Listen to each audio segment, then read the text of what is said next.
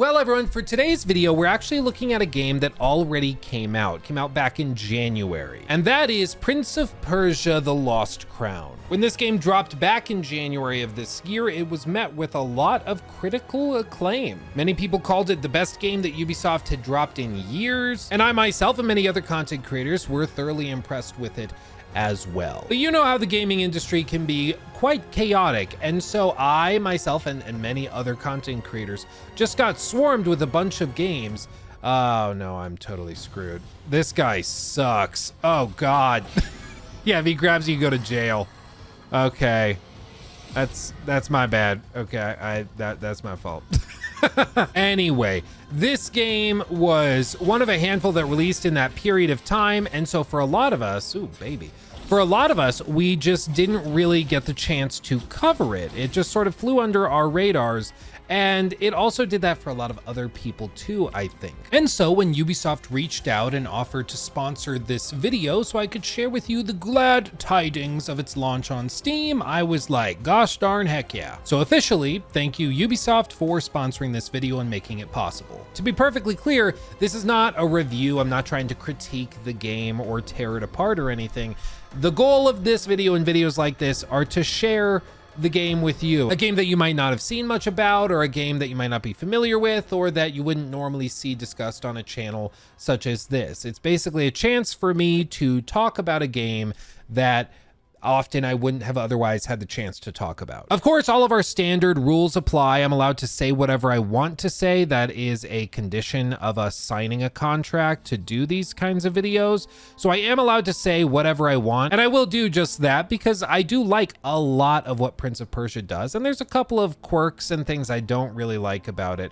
But all told, I think the game is really, really solid, and if you are even slightly interested in Metroidvania style games, this is probably the best one that's dropped this year as far as I'm aware, if not one of the top two in the last year or two. Like, it's very, very good, and it does deserve all of the attention and praise that it has gotten. People weren't kidding when they were saying this is probably the best game that Ubisoft has dropped in a minute, and I mean, it's just really, really solid. It's too bad more people haven't jumped in to give it a shot. And who knows, maybe at the end of this video, you'll consider giving it a shot. It is dropping on Steam when this video goes live. And while it's going live on Steam, a little birdie told me that it is going to be 40% off for a limited time.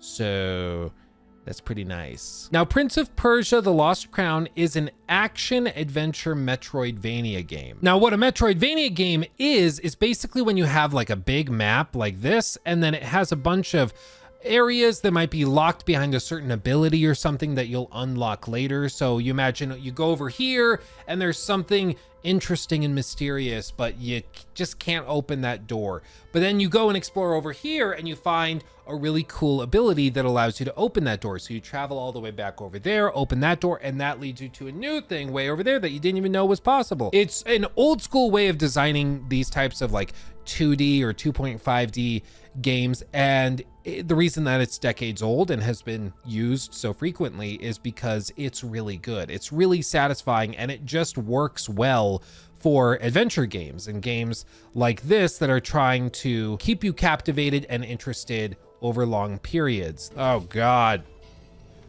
he's on my booty.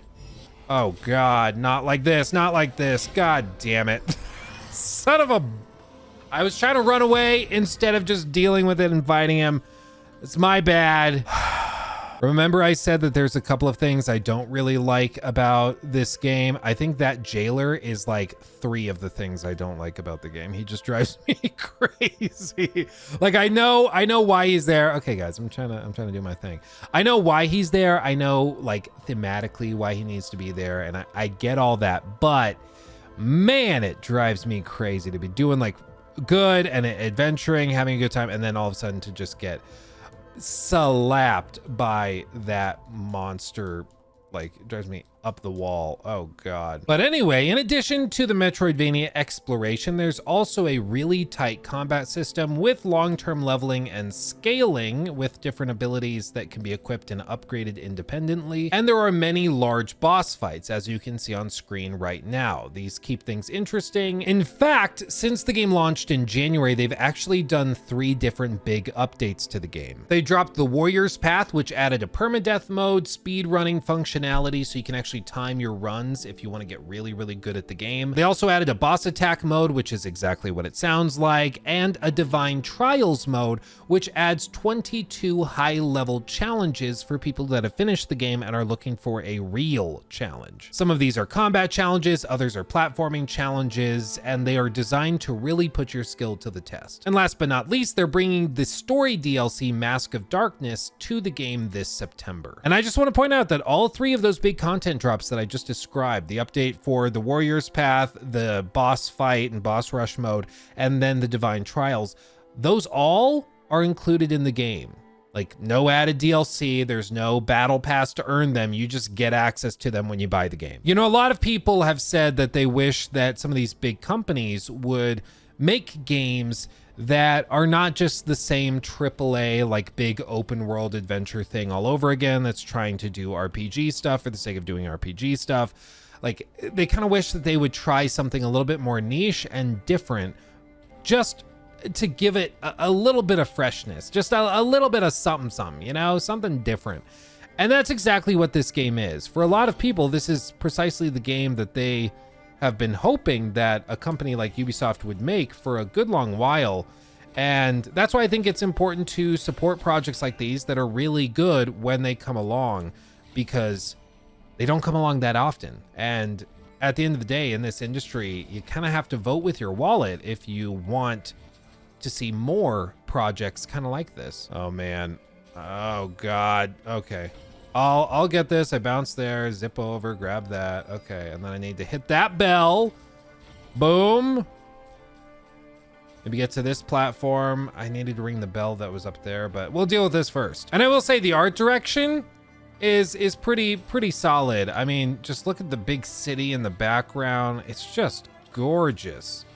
And like, granted, I do love like these types of historical settings. I just eat it up, but I mean, it's just very, very well done. You know, you got to give credit to the teams that worked on this, because it is a very, very different game than Ubisoft has typically made. And I think that's why a lot of people really ate it up when they got their hands on it, because they're like, this came from Ubisoft? This is crazy. Like, wow, okay, that's like touche, you know? I'm gonna pop this. This is like a little healing station. These are some of those upgrades and stuff you can unlock. And level up. Oh God. Oh God. I should have cleared more of these along the way. Oh God. Nope. I suck. But listen, there's a lot in this game, and I don't want to spoil a lot of the later stuff in boss fights because I think that they are really, really cool. The game isn't crazy long or anything, but there's a lot of content within it, and it's one of those games that's like, if you want it to turn into a 20-30 hour thing where you get really, really good at it and you explore every nook and cranny, you absolutely can do that. But if you also just want to go through and really focus in on the individual activities that you find most interesting, or just rush through the story, you can do that. So for the sake of this video, I didn't want to do anything like super late game or spoil anything like that. But if you are interested, there is a lot here. This save file has most of the core abilities that you're going to be using in the game, such as, you know, the dash and the bow and arrow, and this little like throwable thingy that you can use, kind of like recalling Kratos's axe. There's some stuff like that you can use. There's also some other cool movement abilities that can be really useful. But on the whole, the game just keeps adding new abilities and stuff that you're able to use in fights and in traversal. And it just keeps getting better and better until the game ends, and that's good. I will say though, I think my favorite parts of the game are just the platforming. I mean, trying to figure out how to get through this like clock tower, and then you realize, okay, I jump here, I zip over, I warp up, I zip over here, and then I'm gonna have to drop and zip over to that, jump up here, grab that, jump up here, bounce off that, zip over here. You know, it scratches an itch I didn't really know I had, and I'm here for it. But listen, I think the game is really solid. If you want to check it out, I'll have links below for you to do so. I appreciate Ubisoft reaching out and asking me if I'd like to share this with you guys, because I do think the game is really, really solid, and I would love for it to continue to do well and for it to get, you know, even more content and for a sequel to happen. I would just love for this to get even more love and attention from the big guys over at Ubisoft making the big decisions. And so thank you to Ubisoft for reaching out and asking me if I'd like to share this game with all of you guys. I don't know if you'd like to see me do a review or a breakdown or critique or something of this. I'd be happy to, because I do really like the game. There's a couple of things I think you could point to that are broader frustrations, mainly that, like, I feel like the map a lot of the time guides you too much. Like, one of the things that some people love about Metroidvania style games and other people hate is that some of them can just leave you totally confused as what you're supposed to do. Like, it's just so open-ended. You're like, what the hell am I doing? You almost have to keep like a notebook of, I saw this thing in this area. It was purple and glowing, and I think I need another ability to get through it. So you make a note, and then later, 10 hours in gameplay or 5 hours in gameplay, whatever it is later, you look back and realize, oh, I gotta go back there to continue and get more progress. That's the extreme side of it. This is the other extreme, where I feel like they have a lot of points of interest and stuff labeled for you. Even this early in the game, about 2.5 hours in, they still have stuff pretty clearly labeled for you, which helps you navigate, certainly. But often, like, you'll have an objective marker like that, so you know where you're supposed to go. And I think that sometimes holds your hand a little bit too much. At least to me, it feels that way. But on the whole, I think the game's really, really solid. And I think Ubisoft does deserve some credit for putting this out, because it is the best game they've put out in a good long while, as far as I'm concerned. And I think that deserves some credit, because the only way that criticisms and critiques actually mean anything is if you're also levying praise when it's due as well. And in this case, I think that this game deserves some praise. It's really, really solid as a Metroidvania, as a game that has a pretty robust combat system in this 2.5D style. I eat it up. I'm here for it. In the meantime, let me just tell you, I'm gonna go and install this again on my ROG Ally, because I have a flight at like 5 in the morning, and I'm recording this at like 10 p.m. at night. And so this is like exactly what I could use to scratch that itch. This is just exactly what I need for my brain. I'll tell you what. Why did I go down that ledge? I don't know. So let me know in the comment section if you're going to be checking this out. If there's any other games you'd like to see me cover in the near future, I am all ears. We're about to hit the mad rush of the fall season. August and October are going to be crazy. November is going to pop off. There's going to be a lot there.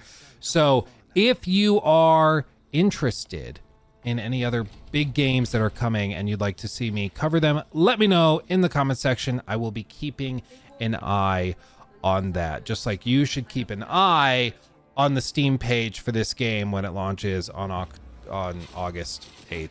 I can talk. There he is. Bazoom. I don't know what bazoom means, but that apparently. See the cutscenes too? They did a pretty good job. And that's right. This here is a boss fight that I forgot was here. So we have that now. Booyah. Oh, he just parried. That's the thing, like, these enemies can parry you too, and they hurt. Let me tell you what. Oh, God. Uh-oh. He's going Super Saiyan. Is that what it means? I haven't seen Dragon Ball. I've just seen the memes. Is it Dragon Ball? If it's not Dragon Ball, I'm gonna look really stupid. I'm pretty sure it's Dragon Ball, I think. I'm not sure. There he goes. Now he's angry and red. He's literally seeing red. Oh, God. Oh, God. He won't stop.